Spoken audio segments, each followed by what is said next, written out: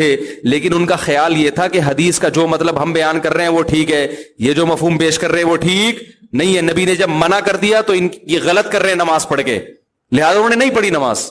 اور جب انہوں نے مقام پہ اثر کی پڑھی تو یقیناً انہوں نے یہ چونکہ پڑھ چکے ہیں، یہ تھوڑی پڑھیں گے ان کے پیچھے اثر کی نماز، ان کی تو ہو گئی ہے. تو دونوں فریقوں نے ایک دوسرے کے پیچھے نماز نہیں پڑھی، مگر اس کے باوجود نبی نے دونوں کو ملامت نہیں کی، کیونکہ ایک کا کانسیپٹ یہ تھا کہ بھئی یہ حدیث کے مطابق پڑھنا واجب ہے، ایک کا کانسیپٹ یہ تھا کہ حدیث کے مطابق چھوڑنا واجب ہے. نہیں پڑھی، اپنی اپنی رائے پر عمل کیا، نبی کے پاس پہنچے، نبی نے کسی کو ملامت نہیں کی. نہ تو نبی نے یہ کہا یہ جنت میں یہ جہنم میں، یہ بھی نہیں کہا، کیونکہ دونوں کا مقصد اللہ اس کے رسول کو فالو کرنا تھا. اور نہ نبی نے یہ کہا کہ تم نے ان کے پیچھے نماز نہیں پڑھی تو کیا تم ان کو کافر سمجھتے ہو ہیں، کیا وہ انسان نہیں ہے، کچھ بھی نہیں کہا. تو عین ممکن ہے کہ میری رائے کے مطابق کسی کے پیچھے نماز نہ ہو رہی ہو تو میں نہیں پڑھوں گا اس کے پیچھے نماز. آپ مجھے گن پوائنٹ پہ مجبور نہیں کر سکتے، اور اس کی نماز میرے پیچھے اس کی رائے کے مطابق نہیں ہو رہی تو نہ پڑھے، کوئی حرج نہیں ہے اس میں. ہاں، بلا وجہ کفر کے فتوے لگا کے ایک دوسرے کے پیچھے نمازیں چھوڑ دینا یہ غلط ہے. نہیں آ رہی بات سمجھ میں؟ بلا وجہ ذرا سی باتوں کو اچھال کے وہ اس کے پیچھے مسجدوں میں 2-3 جماعتیں ہو رہی ہیں، اس نے امام صاحب نے اس سے قرضہ لیا چونکہ واپس نہیں کیا تو اس کی رائے میں امام صاحب فاسق ہیں، لہذا دوسرا امام اپنے لیے الگ سے لے کر آ رہا ہے ٹھیک ہے نا، تو وہ ان کے پیچھے پڑے گا، وہ یہ غلط ہے. بڑا اختلاف جہاں آئے گا تو وہاں نمازوں کو ہم اجازت نہیں دیتے.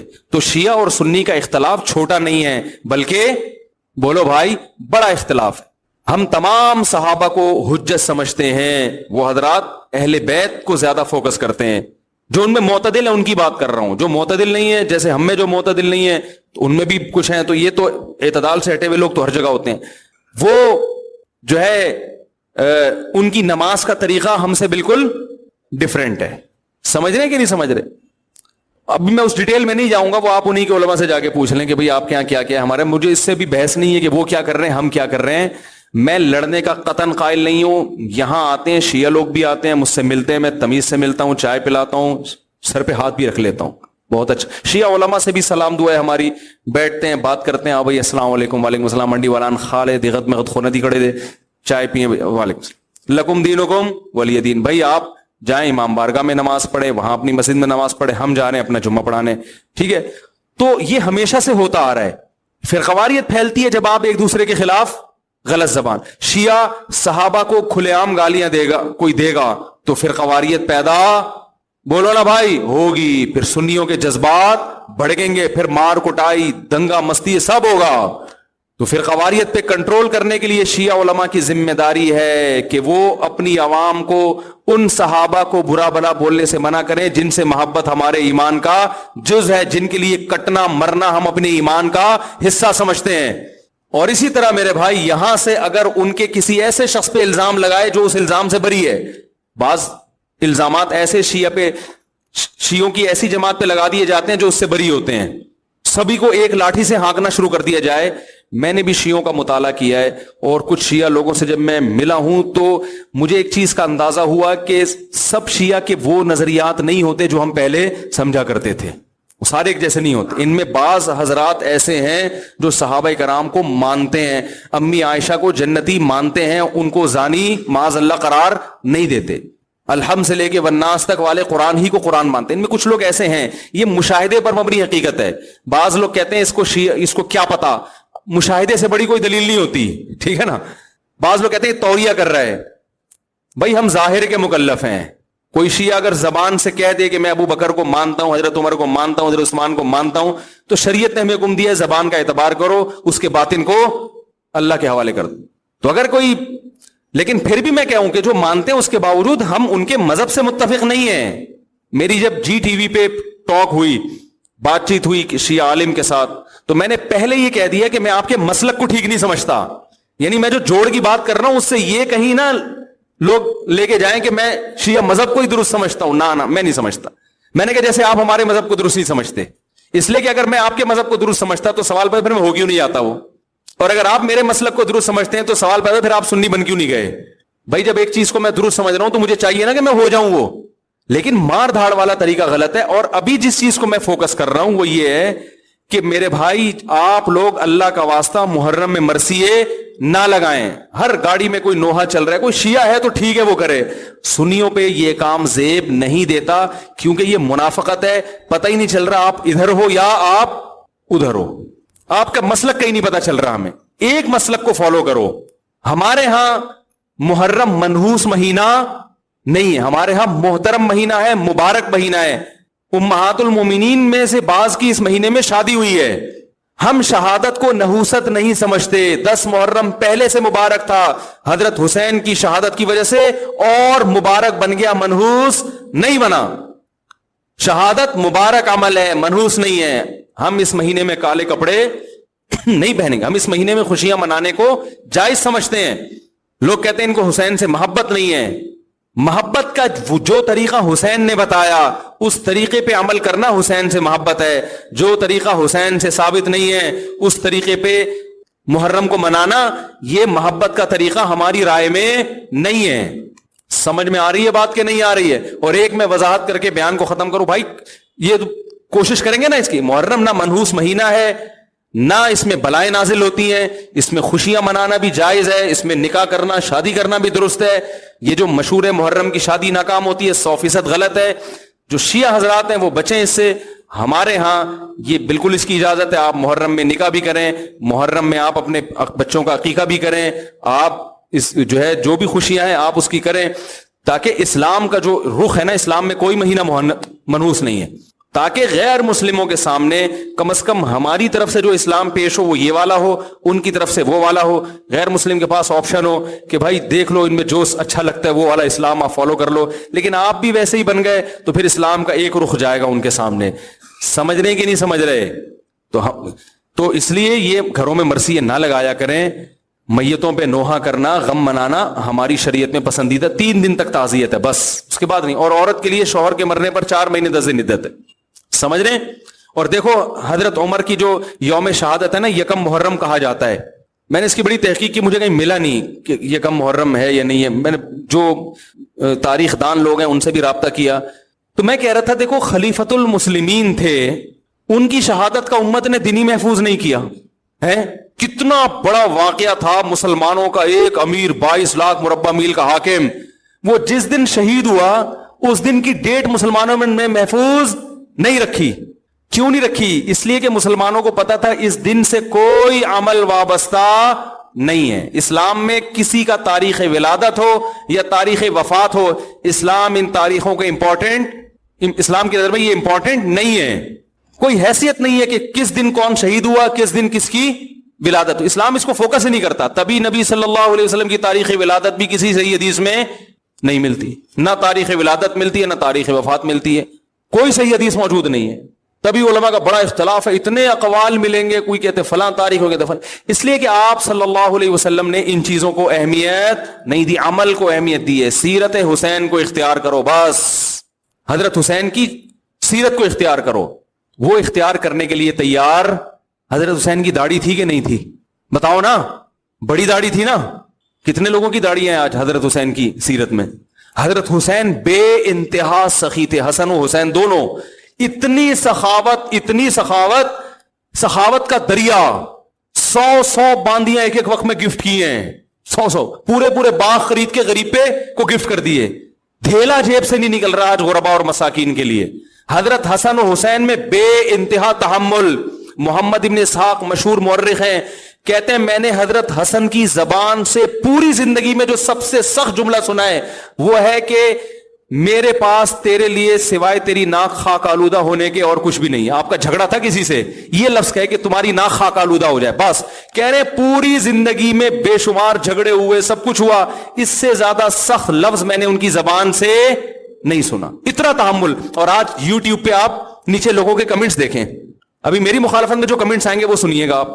فحش گالیاں, بےہودہ کلمات ایسے. اور پھر یہ بھی نہیں تحقیق کرتے. میری ایک پوسٹ چلائی ہے کسی چینل نے کہ میں نے یزید کو رضی اللہ عنہ کہا ہے, اور میں نے یزید کو یہ کہا کہ قسطنطینیہ کی لڑائی میں شریک ہوا تھا لہذا وہ جنتی ہے, اور بہت سارے القابات نا. اور لکھا مفتی طارق مسعود مدظلہ العالی کا یہ بیان ہے. حالانکہ میں نے ایسا نہ کوئی دعویٰ کیا، نہ میں یزید کو رضی اللہ عنہ کہتا ہوں، نہ میں اس کے جنتی ہونے کا فتویٰ دیتا ہوں، نہ میں اس کو رحمت اللہ علیہ بھی نہیں کہتا. میں میرا یزید کے بارے میں جو موقف ہے میری ویڈیو ریکارڈنگ میں موجود ہے. جھوٹی وہ چلا کر کسی چینل پہ شائع کی گئی، اور پھر نیچے جو لوگوں نے گالیاں دی ہیں احقر کو، اتنی غلیظ گالیاں. ہر شخص اپنے خاندان کا بتا رہے کہ میں فلاں قبیلے سے ہوں ہیں. اس پہ نیچے کسی نے لکھا کہ مفتی صاحب کو جو یہ گالیاں دے رہے ہیں یہ اصل میں اپنے قبیلہ بتا رہے ہیں. کسی نے بتایا کہ میرا باپ بھنگی ہے، کسی نے کہا کہ میری اماں 3 دفعہ گھر سے بھاگ گئی تھی. جو آدمی اتنی گندی فحش گالیاں دے رہا ہے تو اس کا مطلب اس کا خاندان ایسا ہی ہے نا. یعنی اس سے بزبان حال کوئی یہ کہہ رہے کہ میری اماں چمار تھی، کوئی کہہ رہے میری اماں بھنگی تھی، کوئی کہ اصل میں وہ اپنے آپ کو گالیاں دے رہے ہیں. پہلے تم یہ تحقیق تو کرو کہ مفتی صاحب نے ایسا کہا بھی ہے کہ نہیں کہا، اور اگر کہا ہے تو کیا تمیز سے بات نہیں سکھائی اسلام نے؟ آپ پوچھو فون کر کے آپ نے کہاں سے نکال لیا کہ وہ جنتی، آپ کیسے فتویٰ دے رہے ہیں؟ آپ یہ تحقیق تو کرو. جھوٹی پوسٹ چلا کر اور نیچے گندی گندی فحش گالیاں. تو یہ گالیاں دے رہے ہیں اور لیبل یہ لگا رہے ہیں کہ ہم حسین کے کیا ہیں؟ عاشق. حضرت حسین اور حضرت حسن کا جو اخلاق جو تعامل تھا وہ تو میں نے آپ کو بتایا. آج عمل کو بالکل فوکس نہیں کرنا، شخصیتوں کے دن اور ان کی وفاتیں منا کے یہ ثابت کیا جاتا ہے ہم ان سے بہت محبت کرتے ہیں. تو بھائی شرط ایمان مصطفیٰ سے والہانہ پیار ہے، پیار لیکن پیروی ہے، پیروی دشوار ہے. سمجھ آئی بات؟ کسی کو فالو کرنا بہت مشکل، اور عشق و محبت کے دعوے اور ان کے نام پہ بہت کچھ جو آج کل کیا جا رہا ہے وہ بہت آسان ہے. تو آسان کام کیا جا رہا ہے اور مشکل کام چھوڑا جا رہا ہے. تو یہ محبت نہیں ہے میرے بھائی. محبت کسی کو فوکس کرنے کو کہتے ہیں، اور محبت جو ہے کسی کی پیروی کرنے کو کہتے ہیں. اللہ تعالی ہمیں حضرت حسن و حسین کی حقیقی معنوں میں پیروی کرنے کی توفیق عطا فرمائے، ان کے نقش قدم پہ چلنے کی توفیق عطا فرمائے، اور قیامت میں ان کے اعمال کو فالو کرنے کی وجہ سے انہی کے ساتھ ہمارا حشر فرمائے. اچھا بھائی، یہ جو بیان کیا ہے میں نے محرم کے حوالے سے، یہ سمجھ میں آیا آپ لوگوں کے ہیں؟ کیا سمجھ میں آیا؟ ایک طرف ہو جائیں. اس کا خلاصہ یہ ہے، شیعہ مذہب کو یا تو پورا فالو کریں یا پھر سنی مذہب کو پورا فالو کریں، تاکہ ایک چیز رہے کہ بھئی یہ ہیں یہ ہیں، درمیان میں نہ لٹکیں. اور یہ جو شخصیتوں کو منانا، ان کے یوم پیدائش اور یوم وفات اور یوم شہادت، یہ تو شیعہ سنی میں مشترک ہے. یعنی یہ تو سنی بھی مناتے ہیں، وہ فلاں کا دن منا رہے ہوں گے، وہ فلاں کا دن منا رہے ہیں. دیکھو ایک اہم بات یہ ہے کہ اسلام میں یوم ولادت یا تاریخ وفات کی کوئی ویلیو ہوتی تو اسلامی مہینے 29 اور 30 کے غیر متعین نہ ہوتے. مثال کے طور پر کوئی 30 محرم کو پیدا ہوتا تو بیچارہ جس دن 30 محرم آتا تو برتھ ڈے مناتا، 30 نہیں آتا تو برتھ ڈے کہتے بھائی آپ کی 3 سال کے بعد برتھ ڈے ہوگی، کیونکہ فی الحال 3 مہینے 29 کے آئیں گے محرم کے. کیا خیال ہے؟ اگر حضرت امام حسین رضی اللہ تعالی عنہ نواسہ رسول سید شباب اہل الجنہ کی شہادت 30 محرم کو ہو جاتی تو آپ منا سکتے تھے. جب 30 محرم آتی تو آپ مناتے، یوم شہادت نہیں آتی تو آپ نہیں مناتے. تو یہ جو اسلام نے تاریخیں رکھی ہیں، کبھی 29 کبھی 30، یہ اس کی علامت ہے کہ اسلام میں ولادت کا دن یا کسی کی شہادت کا دن یا کسی کی وفات کا دن، اس دن کے لیے کوئی شریعت میں الگ سے احکام نہیں ہے. سمجھ گئے بات کو؟ تو اس لیے ہمیں عمل کرنا ہے، ان کی زندگیوں کو فالو کرنا ہے کہ انہوں نے کیسے زندگی گزاری، کیا کیا کام کیے، ان کاموں کو فوکس کرنا ہے ہم نے، ان دنوں کو فوکس نہیں کرنا. سمجھ رہے ہیں؟ دوسری بات یہ پھر 10 محرم کا جو روزہ ہے، اس کے حوالے سے میں پھر بعد میں کلپ ریکارڈ کروا دوں گا. یہ بھی کافی سارے مسائل ہیں، وہ پھر شام کو کرا دیں گے. ٹھیک ہے؟ کیا خیال ہے؟ یہ ہے نا کلپ بازی تو یہی کرتے ہیں. سوال کسی نے پوچھا ہے، عقیدہ حیاتی اور مماتی واضح دلائل سے فرما دیں. اور بھائی اتنا ہے کہ نبی صلی اللہ علیہ وسلم اپنی قبر اطہر میں آپ صلی اللہ علیہ وسلم کو ایک خاص قسم کی حیات ملی ہے جس کا ہمیں ادراک نہیں ہے. اور آپ صلی اللہ علیہ وسلم وہ برزخی حیات ہے، دنیاوی نہیں ہے. اور نبی صلی اللہ علیہ وسلم کی جو روح ہے اس کا اس جسد اطہر سے تعلق بھی ہے، جو قبر مبارک میں جسد ہے. کس نوعیت کا تعلق ہے یہ بھی ہمیں معلوم نہیں ہے. دنیا کے لحاظ سے آپ دنیا سے جا چکے ہیں، آپ صلی اللہ علیہ وسلم کو غسل دیا گیا اور آپ صلی اللہ علیہ وسلم کو دفنایا گیا. آپ کی بیویوں نے عدت گزاری ہے. آپ کی وراثت تقسیم نہیں ہوئی کیونکہ انبیاء کی وراثت تقسیم نہیں ہوتی. سمجھ رہے ہیں؟ تو دنیا کے لحاظ سے آپ صلی اللہ علیہ وسلم پر وفات ہوئی ہے, موت واقع ہوئی ہے. قرآن کہہ رہا ہے انکا میتن, اے نبی آپ نے بھی مرنا ہے, وانہم میتون, انہوں نے بھی مرنا ہے. تو آپ پر بھی موت واقع ہوگی, ان پر بھی موت واقع ہوگی. تو قرآن نے بتایا ہے کل نفس ذائقۃ الموت, ہر نفس نے موت کا ذائقہ چکھنا ہے. تو نبی بھی انسان تھے, بشر تھے, آپ نے بھی موت کا ذائقہ چکھا ہے. لیکن مرنے کے بعد, دنیا سے جانے کے بعد, آپ صلی اللہ علیہ وسلم کو قبر مبارک میں ایک خاص قسم کی حیات دی گئی ہے جو شہداء کو بھی ملتی ہے. قرآن کہتے ہیں نا شہداء بھی زندہ ہیں, تو ظاہر عام میتوں سے ہٹ کر ان کو کوئی خاص قسم کی حیات ملتی ہے, تبھی تو زندہ کہا ہے. تو اور جیسے شہداء کا اسی جسم سے کچھ نہ کچھ تعلق رہتا ہے. یہ تو بہت سارے واقعات ہیں. حضرت حمزہ رضی اللہ تعالیٰ عنہ جو شہید ہوئے, نبی صلی اللہ علیہ وسلم کے چچا حضرت حمزہ, تو جہاں شہادت کے بعد ان کی قبر بنائی گئی آج وہاں نہیں ہے, کیونکہ وہاں سیلاب آ رہا تھا.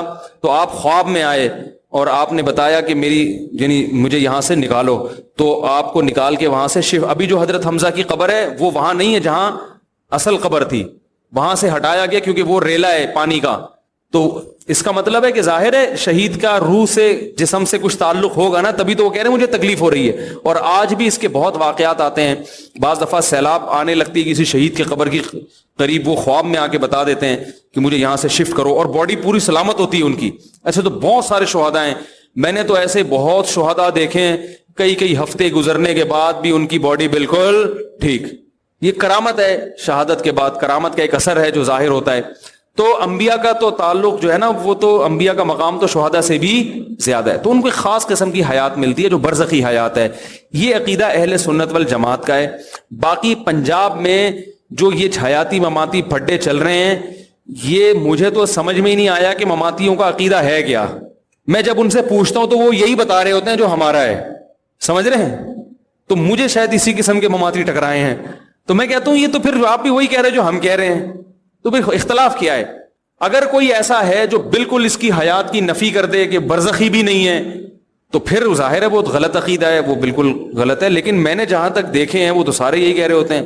تو دوسری بات یہ ہے کہ چھوڑو دوسری کر کے پھر ان چکروں میں نہ پڑے تو زیادہ بہتر ہے. سب سے بہتر بات یہ صحیح ہے نا, چکروں میں نہ پڑے تو زیادہ بہتر. رشتہ داروں میں شادی کرنا کیسا ہے؟ کچھ لوگوں نے کہا ہے کہ جو بچہ پیدا ہوتا ہے اس میں کوئی بیماری ہو جاتی ہے. او بھائی, رشتہ داروں میں ہمیشہ سے لوگ شادیاں کرتے آئے ہیں. یہ تو کزن میرج کے علاوہ شادیاں اب رواج ہوا ہے. میرا یوٹیوب پہ بیان ہے کزن میرج کے فائدے. آج بھی آپ کو سینکڑوں جوڑے دکھاؤں گا کزن میرج میں شادی ہوئی, 6-8 بچے سارے فٹ فاٹ. اور بہت سے ایسے ہیں جنہوں نے باہر شادی کی, لنگڑا بچہ پیدا ہوا, معذور پیدا ہوا. تو اس طرح کزن میں بھی بعض دفعہ معذور پیدا ہو جاتا ہے. تو خام خامے اپنے رشتہ داری کو خراب مت کرو. آج کل رشتے ویسے ہی مارکیٹ سے شارٹ ہیں. کزن کا رشتہ آیا وہ تو اتنا اچھا ہوتا ہے, دیکھی بھالی ہوتی ہے, یہ بھی دیکھا بھالا ہوتا ہے, پتا ہے اس کی خوبیاں بھی معلوم, اس کی برائیاں بھی معلوم. بھائی کزنوں کو کزن کا پتا ہوتا ہے اچھائیاں کیا ہیں اور برائیاں کیا. اس کو پتا ہوتا ہے بچپن میں بنٹے کھیلتا تھا, لٹو کھیلتا تھا, لیکن چھوڑ دیے. گٹکا کھاتا ہے, نہیں کھاتا. غیروں میں شادی تو ایک جوا ہے. تو خام خامے سائنسدانوں یا ڈاکٹروں کے کہنا, ان کا تو بیچاروں کا فیملی سسٹم ہے ہی نہیں نا, انگریزوں کا. ان کا تو شادی نہیں ہے. ان کو کیا اس سے, ہمارا فیملی سسٹم تباہ ہو رہا ہے. ممکن ہے کزن میرج سے نقصان ہوتے ہیں, لیکن اس کا ریشو اتنا کم ہے کہ وہ اتنا کم ریشو ہے اس کا کہ وہ جو ہے نا, وہ اتنا تو ویسے بھی انسان کو خارجی حادثات کا اندیشہ ہوتا ہے. آپ کا بچہ ٹرک کے نیچے آگے بھی مر سکتا ہے. اس کا ریشو زیادہ ہے پاکستان میں, نا. گٹر کا پانی جو ہم پی رہے ہیں اس سے مرنے کے چانسز زیادہ ہیں. تو جب اتنا رسک لے رہے ہو تو ایک کزن والا رسک بھی لے لو جو بہت ہی کم ہے. قرآن مجید نے کزن میرج کو الگ سے ہائی لائٹ کیا ہے. اے نبی, ہم نے آپ کے لیے ان عورتوں کو حلال کیا. اور آگے اللہ فرمایا وبناتی عمک, آپ کے چچا کی بیٹیاں بھی آپ کے لیے حلال ہیں, ان سے بھی شادی کر سکتے ہیں. وبناتی عماتک, آپ کی پھوپھی کی بیٹیاں بھی. اصل میں نبی کے واسطے سے ہمیں بتایا جا رہا ہے نا, کیونکہ عیسائیت میں کزن سے شادی جائز نہیں تھی, ہندوؤں میں بھی کزن سے شادی جائز نہیں ہے. عیسائی لوگ کزن کو سگی بہن کی طرح سمجھتے ہیں. سمجھ میں نہیں آ رہی بات؟ ان کے ابھی بھی نہیں ہے, الاؤڈ ہی نہیں ہے وہاں, کزن میرج الاؤ نہیں ہے یورپ میں, وہ اس کو سگی بہن سمجھتے ہیں. تو کمال ہے کہ لڑکے سے شادی الاؤ ہے, وہ میرج کر سکتے ہو آپ, وہ کزن سے نہیں کر سکتے. ابھی پاگل پنا ہے نا, جو کمبخت شادی کے لیے پیدا ہی نہیں ہوا آپ سے, وہ مرد ہے, وہ محل ہی نہیں ہے شہوت کا, تو وہ سے شادی الاؤ ہو گئی ہے.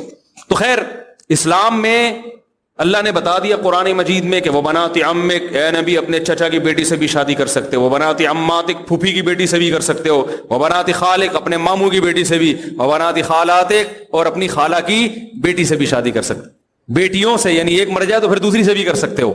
تو اللہ نے اس رشتوں کو الگ سے ہائی لائٹ کیا ہے.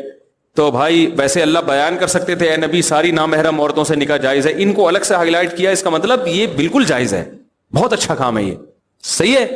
تو کوئی اچھی کزن ہو چھوڑے نہیں، پیغام بھیج دیں. اور اگر اللہ نہ کرے بچہ خدا نخواستہ معذور پیدا ہو گیا تو کزن کے کھاتے میں نہ ڈالیں. میں آپ کو ایسے درجنوں لوگ دکھا